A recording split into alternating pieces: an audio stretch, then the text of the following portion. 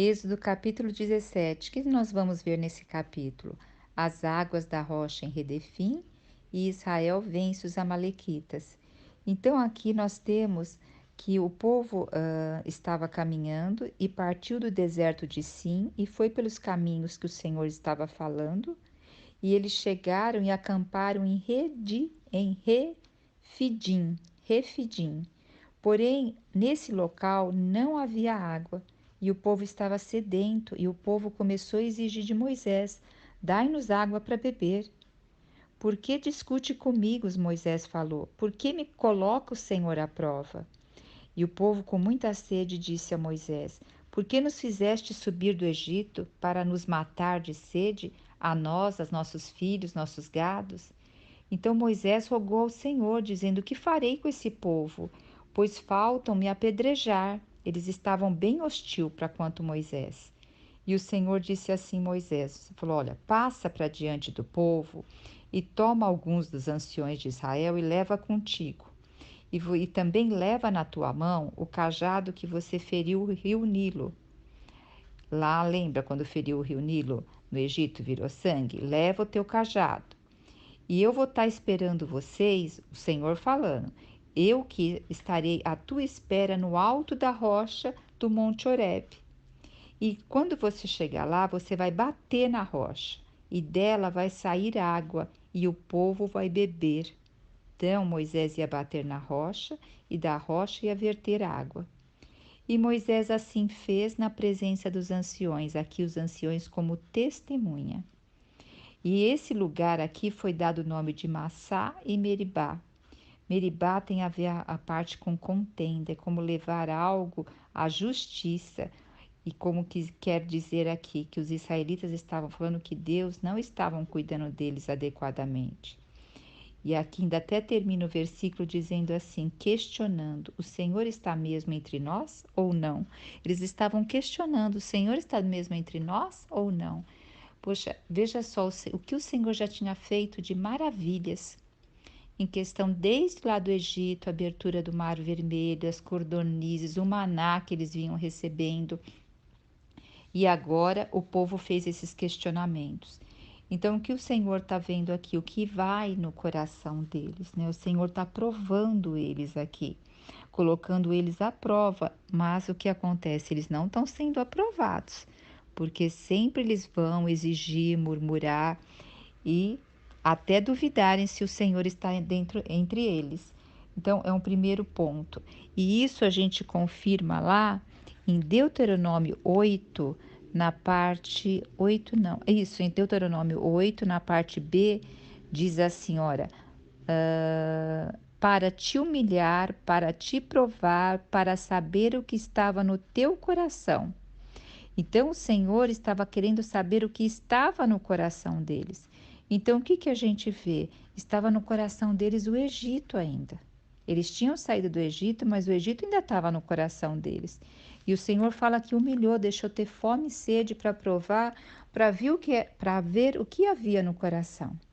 É interessante que eles ficaram 40 anos no deserto, o número 40 tem a ver com provação. E fazendo um paralelo, Jesus, ele começou o ministério dele com 30 anos. E ele foi batizado. Só que Jesus não precisava ser batizado porque ele não tinha pecado, mas foi para cumprir as escrituras. E logo após o batismo, ele foi levado pelo Espírito para ser tentado no deserto. E ali ele ficou 40 dias e 40 noites jejuando. E aí o inimigo que foi tentar Jesus, e Jesus foi aprovado em todas as tentações que ele teve no deserto. Por que Satanás foi tentar Jesus? Porque sabia que a natureza dele era a natureza de homem e ele tinha a probabilidade de pecar. Então, nós temos que ter ciência que as provações vêm, mas ela é um fogo que é para nos aprovar e não para nos eliminar. E outra coisa que nós vemos também, lá em 1 Coríntios, deixa eu ver aqui, 1 Coríntios 10, 13, diz o seguinte, 10, 13, fala assim, não vos sobreveio tentação que não fosse humana, mas Deus é fiel e não permitirá que sejas tentado além das vossas forças. Pelo contrário, juntamente com a tentação, proverá livramento, de sorte que a possais suportar. Então, o Senhor não está permitindo algo que nós não possamos suportar. Ele vai providenciar o livramento, mas também vai expor o que há no nosso coração. Então, aqui a gente vê, né, que mediante a aprovação, nós temos grande oportunidade de crescer. E agora vai falar assim sobre Moisés com a vara da autoridade, vai bater na rocha e vai sair água. Olha que interessante, né? Essa rocha, ela simboliza, ela tipifica Cristo. Deixa eu ver aqui novamente, deveria deixar aberto. 1 Coríntios 10:4 diz assim: olha, e beberam da mesma fonte espiritual, porque bebiam de uma pedra espiritual que os seguia, e a pedra era Cristo. Nesse capítulo de 1 Coríntios 10, está falando sobre os exemplos da história de Israel.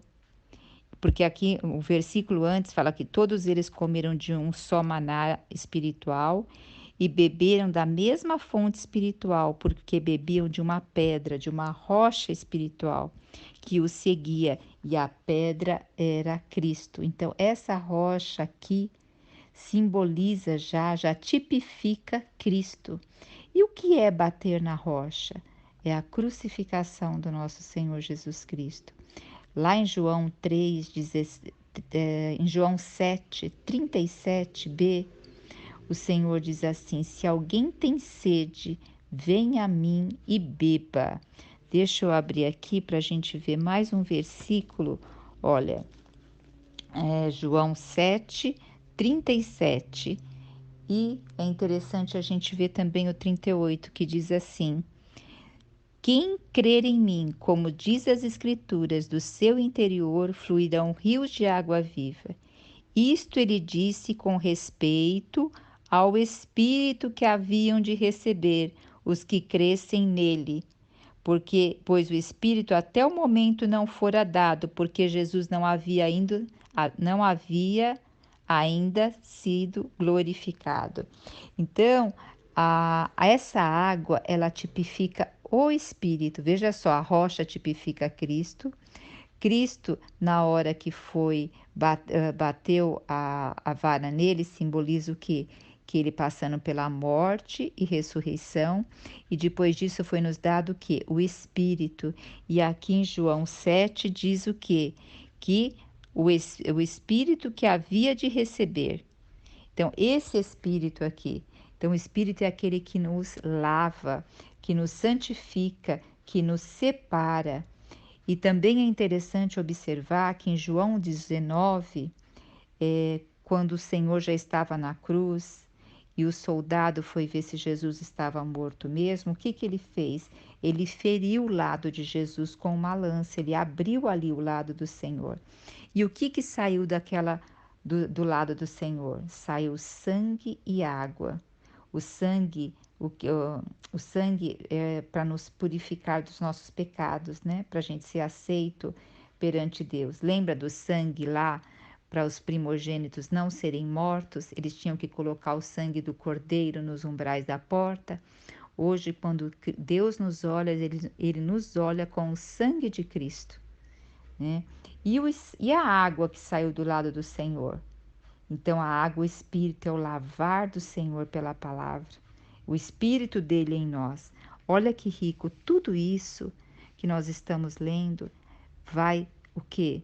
Tem figuras aqui de Cristo. Então, chega no cume ali que é Cristo hoje. Cristo hoje é nossa rocha. Por meio dele foi dado a água, por meio dele que hoje nós temos aqui a água dentro de nós. E fala que quem beber dessa água será um rio a jorrar dentro dele, de fluir um rio. Isso é muito rico, né?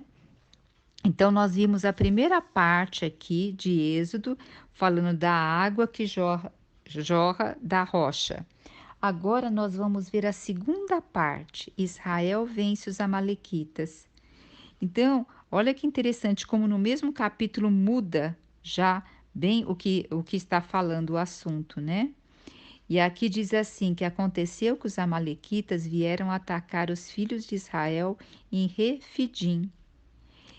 E o que nós vemos seria interessante também vocês poderem observar, porque vai dar um entendimento muito bom, em Deuteronômio 25, 17 a 19. Olha só o que diz.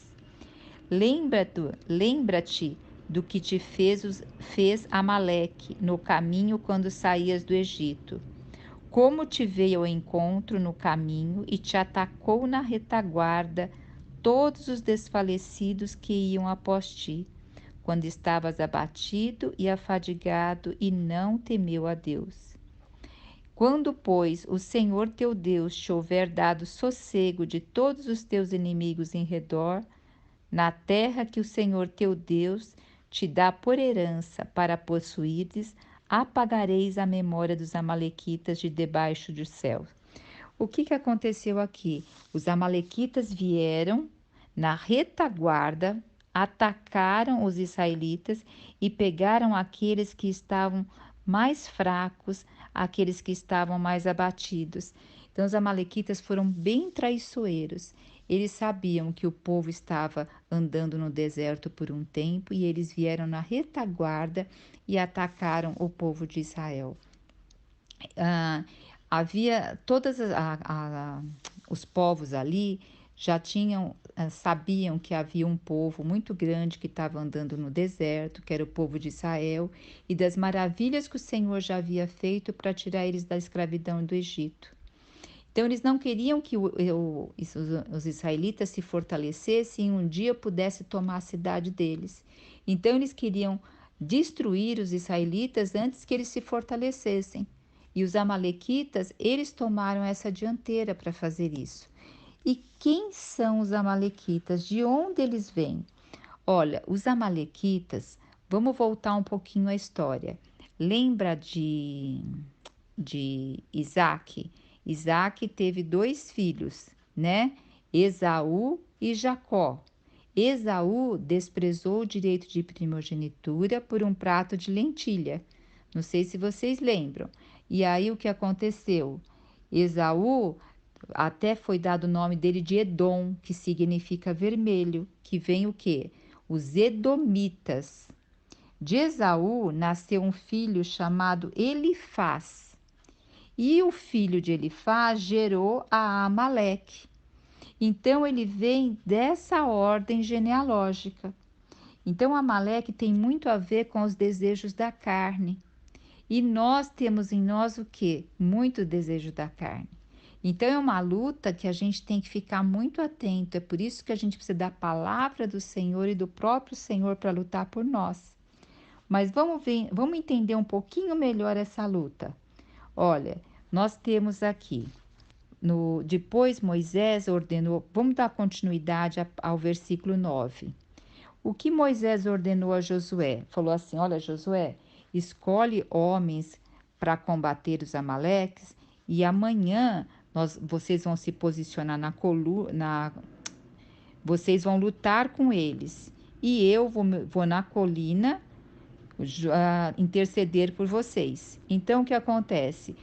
Caleb foi lutar com os amalequitas, escolheu alguns dos homens e foi lutar com os amalequitas. Moisés, ele subiu ao monte junto com Arão e Ur e subiram até o alto da colina. E quando Moisés levantava as mãos, Israel prevalecia na luta. E quando Moisés ficava com as mãos cansadas e abaixava, quem que ia prevalecendo? Os amalequitas. Então, as mãos de Moisés começaram a ficar pesadas, ele não aguentava ficar com as mãos erguidas. Aí então Ur e Arão fizeram o quê? Colocaram uma pedra, colocaram Moisés sentado e aí os dois apoiaram os braços de Moisés levantado. Dessa forma, Josué o quê? Vencia a luta. E no versículo 13 diz: Josué pôs em fuga Amaleque e seu povo ao fio da espada. Então Yahvé ordenou a Moisés: escreve isso. Agora vamos explicar um pouquinho melhor aqui. É importante a gente entender uma coisa. Então a gente já sabe quem é os amalequitas.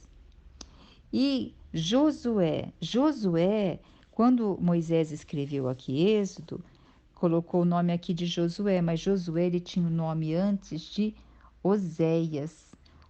Aí Moisés trocou o nome para o Josué.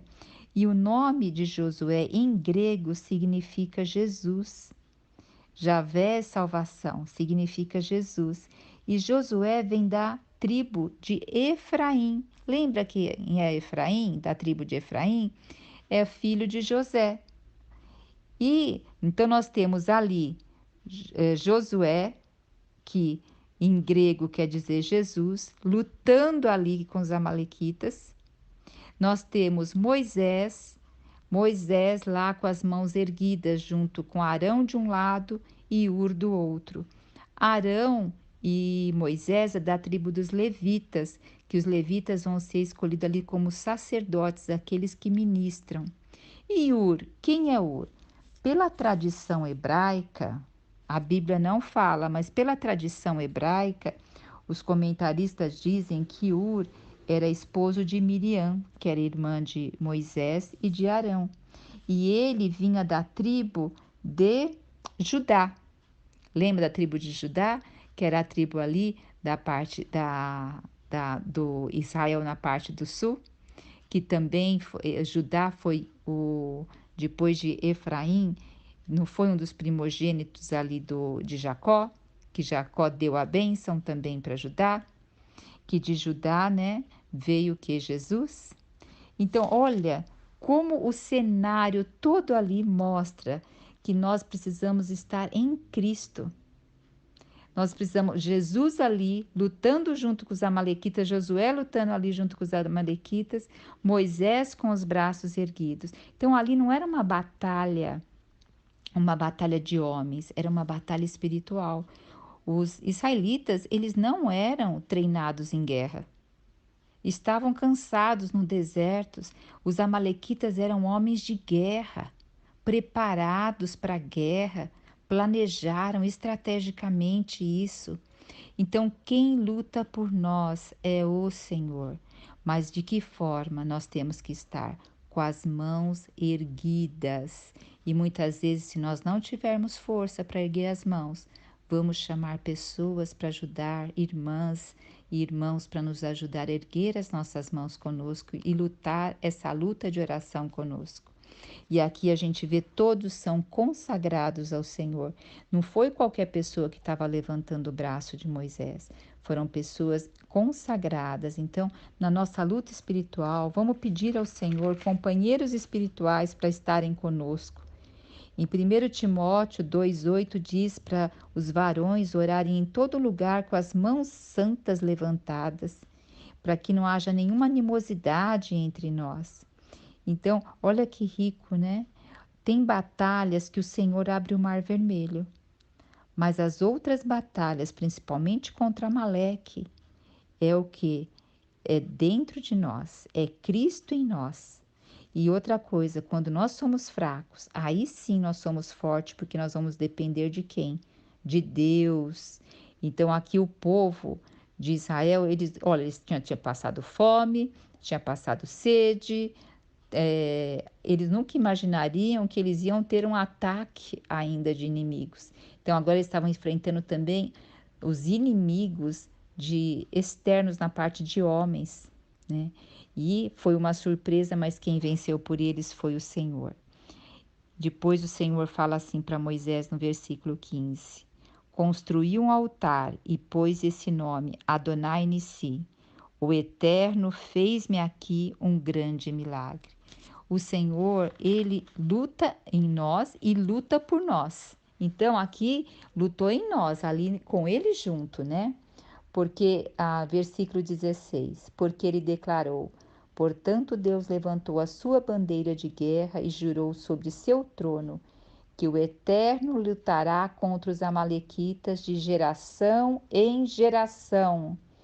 Ó Senhor Jesus, ó Senhor Jesus, nós queremos, Pai, sempre estar com as nossas mãos erguidas e sabendo que a nossa luta é espiritual e é de geração em geração até que venha Siló. Jesus é o nosso Senhor.